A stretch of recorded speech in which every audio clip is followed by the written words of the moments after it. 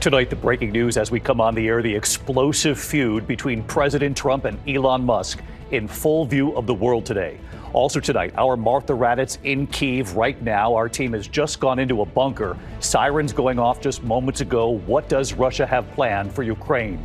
And here at home tonight, millions of Americans under air quality alerts right now and severe storms now moving in. First tonight, President Trump and Elon Musk in a stunning war of words. Elon Musk saying of President Trump's budget bill, kill the bill. President Trump firing back for the first time today, saying Elon was wearing thin and I asked him to leave. Musk then unleashing a salvo online, claiming, quote, without me, Trump would have lost the election. Musk then claiming Trump is, quote, in the Epstein files. This is the real reason, he says, that they have not been made public. Their battle still raging as we come on tonight. Mary Bruce is standing by live with new reporting. What's behind this? Also tonight, air quality alerts from Nebraska all the way east to New York. Smoke from Canadian wildfires and pollution filling the skies. Major concerns over air quality. And tonight, the severe storms and a tornado watch, multiple states. Lee Goldberg standing by with the forecast. Late today, the firebomb suspect in Boulder in court, formally charged with 118 state charges, accused of setting Americans on fire. Authorities say attacking Jewish demonstrators who were raising awareness for the hostages still being held by Hamas. The breaking news right now from Ukraine. Martha Raddatz and our team in that bunker, sirens going off a short time ago. After Ukraine's drone attack deep inside Russia, what is coming next? And the moment inside the Oval Office today, President Trump, who campaigned promising he would end the war in Ukraine on day one, today saying, quote, sometimes you're better off letting them fight for a while. We'll go to Martha Raddatz with these sirens going off. In the U.S., that harrowing flight, the American Airlines flight, the engine engulfed in flames, passengers using emergency slides to escape. Tonight, we have new reporting here, now pointing to human error. Tonight, alleged CEO killer Luigi Mangione's handwritten diary. This evening, his notes and what they might reveal. Authorities say, writing, quote, the target is insurance. It checks every box. And prosecutors now pointing to 3 other initials written in that diary. Could there have been a different target at one point? Tonight, the chaos and frustration around the world. President Trump's new travel ban affecting 19 countries. The president is pressed today amid the tariff battle and his budget bill battle. Why now the travel ban? And what does it face in the courts? The images coming in at this hour, the massive fire in Philadelphia, and Game 1 of the NBA Finals tonight right here on ABC. Will Reeves standing by courtside. From ABC News World Headquarters in New York, this is World News Tonight with David Muir. Good evening. It's great to have you with us here on a very busy Thursday night. The air quality alerts for millions of Americans right now from the Midwest to the Northeast at this hour. Also, Martha Raddatz in Ukraine, the air raid alert that just went off. She and the team in a bunker right now, and we will go to her in a moment. But we begin tonight with this extraordinary feud between President Trump and Elon Musk playing out in full view of the world all afternoon. The attacks getting more personal with every hour. Now, this began with Elon Musk's deep criticism over the president's budget bill. Musk urging his more than 200 million followers to help kill the bill. President Trump responding in the Oval Office to this today. But look at this image. This was just 5 days ago that Trump gave Musk these so-called keys to the White House as Musk left his job as a special government employee. Now Musk blasting the president's budget bill as a disgusting abomination, pointing to what it could do to the national debt. Well, today, President Trump saying he is disappointed in Musk. Trump on social media saying Elon was wearing thin and I asked him to leave. Tonight, Elon Musk claiming, quote, without me, Trump would have lost the election. And then the deeply personal claim late today from Musk saying that President Trump is, quote, in the Epstein files, that this is the real reason they have not been made public, quote. Tonight, this back and forth battle rages on. Mary Bruce leading us off from the White House. Tonight, the stunning collapse of an alliance between the President of the United States and the world's richest man, their relationship exploding in front of the world. In the Oval Office, President Trump for the first time addressing Elon Musk, who's been taking aim at Trump's budget bill, saying, kill the bill. Elon and I had a great relationship. I don't know if we will anymore. For days, Musk has railed against the president's bill, calling it a disgusting abomination that would add $2.5 trillion to the national debt. Today, Trump accusing Musk of being out for himself, angry that the bill cuts the electric vehicle tax credits that benefit Tesla owners. I'm very disappointed because Elon knew the inner workings of this bill better than almost anybody sitting here, better than you people. He knew everything about it. He had no problem with it. All of a sudden he had a problem, and he only developed the problem when he found out that we're going to have to cut the EV mandate. Musk left the administration just 5 days ago. He had a black eye. Trump revealing today he offered Musk makeup. You saw a man who was very happy when he stood behind the Oval desk, and even with the black eye, I said, "Do you want a little makeup? We'll get you a little makeup." But he said, "No, I don't think so," which is interesting and very nice. He wants to be who he is. Musk spent more than $288 million to help elect Trump. The president says he could have won without him.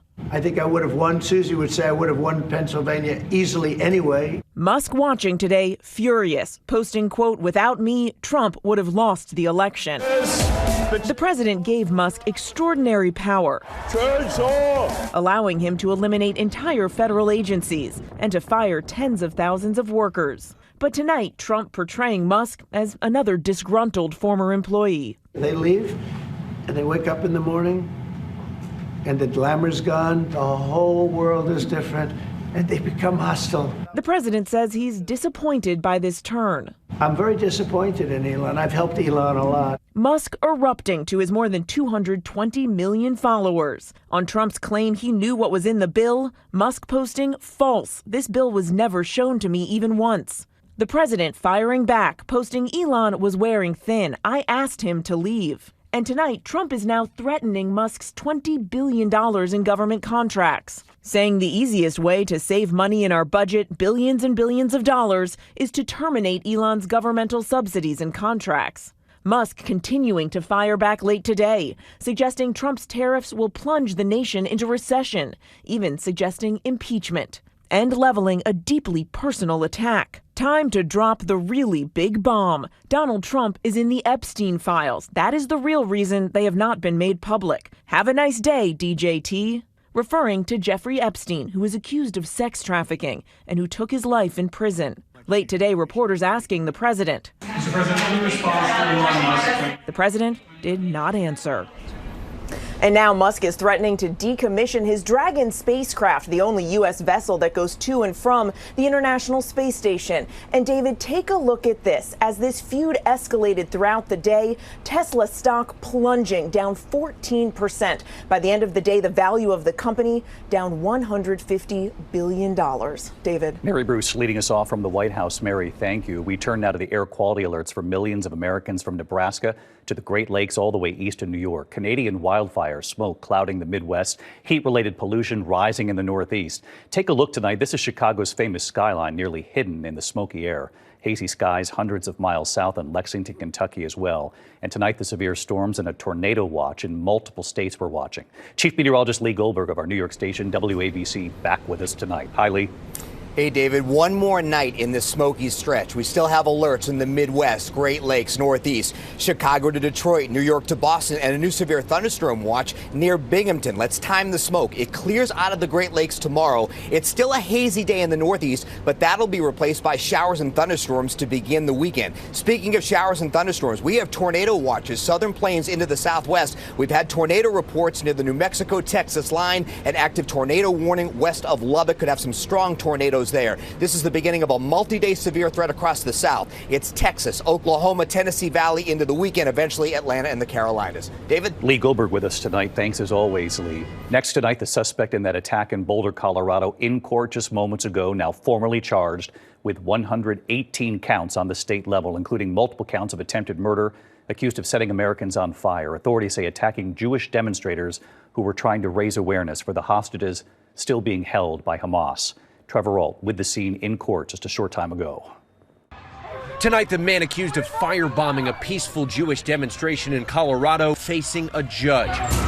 Mohammed Sabri Soliman, behind glass in an orange jumpsuit and handcuffs, not speaking, only nodding to the judge's questions. He's now formally charged with 118 crimes, including 28 counts of attempted murder. The charges reflect the evidence that we have regarding this horrific attack that took place and the seriousness of it.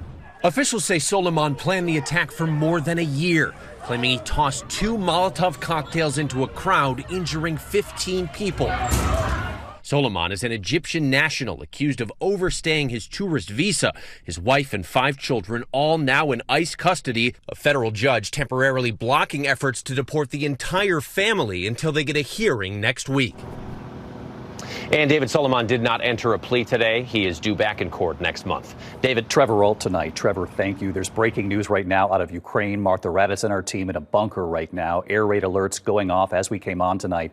All of this after Ukraine's drone attack deep inside Russia.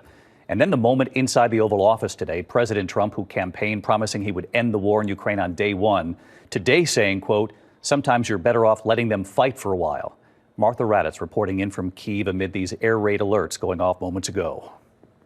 David, we just heard an air raid alert, an urgent alert telling us to come down to the shelter. That's where we are now with many others from our hotel.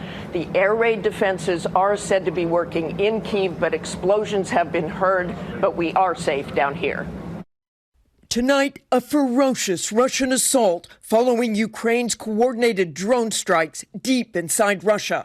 Russia now blasting residential high-rises in Ukraine's second largest city of Kharkiv and destroying this government building in Kherson. The barrage leaving more than 40 people dead or wounded across Ukraine. And Ukraine is now bracing for even more, what could be a much larger Russian attack at any moment.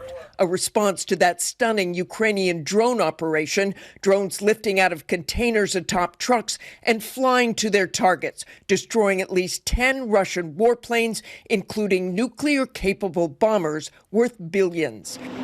And in a remarkable scene in the Oval Office today, President Trump, after campaigning he could end the war in Ukraine on day one, suggesting it might be better to let both sides fight for a while, even though it was Russia which invaded Ukraine. Sometimes you see 2 young children fighting like crazy. They hate each other and they're fighting in a park. And you try and pull them apart. They don't want to be pulled. Sometimes you're better off letting them fight for a while and then pulling them apart. But German Chancellor Merz making it clear Germany is on the side of Ukraine. The chancellor saying there is a difference between what Ukraine is doing and what Russia is doing. We get satellite pictures of the warfield, and you don't even like to look at them, right? It's terrible. So it's really bodies, arms, heads, legs all over the place. You've never seen anything like it. It's so ridiculous. And this is only by Russian weapons against Ukraine. This had never happened with Ukraine weapons against Russia. Never. Ukraine is only targeting military targets, not civilians, not private, not energy infrastructure. So this is the difference, and that's the reason why we are trying to do more on Russia, how to stop this war. And David, given what Donald Trump said today, given the missiles flying around Ukraine tonight, peace seems a long way away. David? All right, Martha, we're glad you and the crew are down in that bunker tonight. Martha Raddatz, thank you. Back here in the U.S. into a new and damning report tonight after that harrowing flight, the American Airlines flight, that engine that was engulfed in flames. You saw the images here, passengers using emergency slides to escape the plane. Well, tonight the NTSB is out with a new report, now pointing to human error. Gio Benitez on what they're now saying.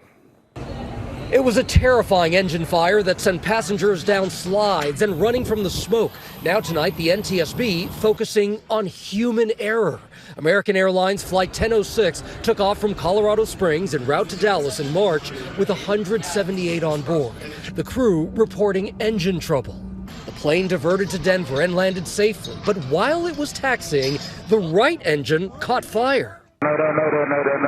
Smoke filling the 737 cabin, passengers going down one of the plane's slides, some seen standing helplessly on the wing because the other slide malfunctioned. At least a dozen were hurt. In preliminary findings, the NTSB says the right engine blade was fractured and a number of engine parts had been incorrectly installed. Now, this may have happened just days prior, or it may have been a problem for months, if not years. We'll wait and see what the NTSB says, but really human error is going to be the factor here. Meanwhile, David, American Airlines tells us it is cooperating with the NTSB in this investigation. David. Gio Benitez back on this for us. Gio, thank you. We turn next tonight to the alleged CEO killer Luigi Mangione and a look at his handwritten diary.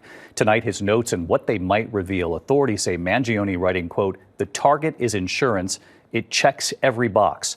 And prosecutors now pointing to 3 other initials written in that diary. Could there have been a different target at one point? Here's Aaron Katersky.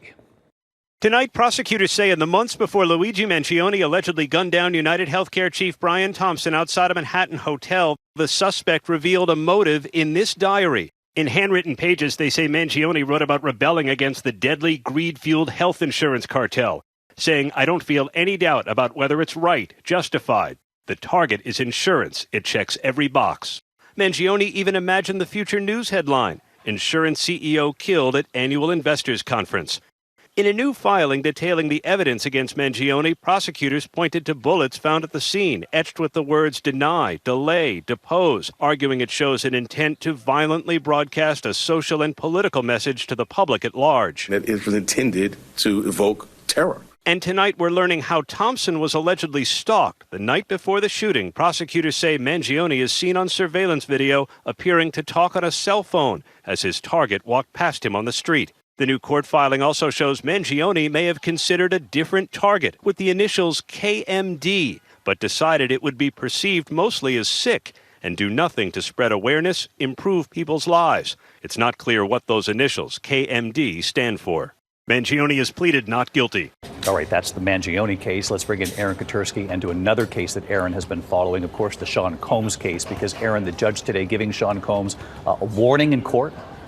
He sure did, David. Sean Combs is not supposed to react with facial expressions to the testimony, but the judge said he caught Combs nodding vigorously and looking at the jury. If it happens again, the judge, who called it absolutely unacceptable, said he would consider excluding Combs from the courtroom for the remainder of the trial. David. Aaron Katersky following both of these cases for us. Aaron, thank you. Tonight, President Trump's new travel ban igniting chaos and frustration around the world. The ban and restrictions affecting 19 countries, including Yemen, Somalia, Haiti, and Libya, taking effect Monday. It's expected to face legal challenges. The president was asked why now today, responding, "I can't say it comes soon enough." Tonight in Massachusetts, an 18-year-old high school student was freed on bond from ICE detention after his arrest while driving to volleyball practice on Saturday. Marcelo Gomes de Silva thanking the community for its support. ICE says they were looking for the teen's father, who was not in the car, but found the teen was born in Brazil and was brought here when he was 7. No date yet for another hearing. When we come back here tonight, the dangerous lightning strike, a 6-year-old girl just 50 feet away, and you'll see the moment here. Also, there's a major fire burning in Philadelphia at this hour. The images coming in, the massive fire raging for more than 12 hours now. More on this in just a moment here. In Philadelphia tonight, they are still on the scene after a massive fire at a bus depot. It burned for more than 12 hours. They're monitoring air quality at this hour. At least 40 buses up in flames, including 15 electric buses. When we come back, the dangerous lightning strike, a 6-year-old girl just 50 feet away. You'll see it. Also, the new home tonight for Aaron Rodgers and Will Reeve standing by at the big game for us. To the index of other news, a frightening lightning strike dangerously close to a 6-year-old girl in Huntington Beach, California. Her family says they were recording the storm when you see the lightning hit a tree about 50 feet behind her. The whole family jumped. That's understandable. Everyone running inside, they were safe. NFL quarterback Aaron Rodgers reportedly has a new home tonight after 2 seasons with the Jets. Our partners at ESPN reporting he plans to sign with the Pittsburgh Steelers. Expected to fly there tomorrow. The Athletic tonight saying it's a 1-year deal. When we come back here, we're just moments away from tip-off for Game 1 of the NBA Finals. Will Reeve standing by courtside for us. Finally tonight here, Game 1 of the NBA Finals tonight on ABC. The Indiana Pacers against the Oklahoma City Thunder. ABC's Will Reeve in Oklahoma City tonight. Hey, Will. Good evening, David. Just moments away from an historic NBA Finals here in Oklahoma City. The Pacers have never won an NBA title, and the Thunder haven't either, though they did win once as the Seattle Supersonics back in 1979. So 3 things to watch out for here. The Thunder are the best team in the league, but the Pacers have had the 2nd best record in the NBA since January 1st behind the Thunder. Both teams are led by stars. Shai Gilgeous-Alexander of the Thunder won MVP. Tyrese Halliburton is a multi-time All-Star and an Olympian. And as important as every game in the finals is, Game 1 might be the most important. Whoever wins that goes to win the title 70% of the time, David. All right, Will Reeve tonight. Will, thanks. Tip-off for Game 1 of the NBA Finals tonight at 8:30 Eastern right here on ABC. And, of course, I'll see you right back here tomorrow. I'm David Muir. Good night. Thank you for making World News Tonight with David Muir, America's most watched newscast.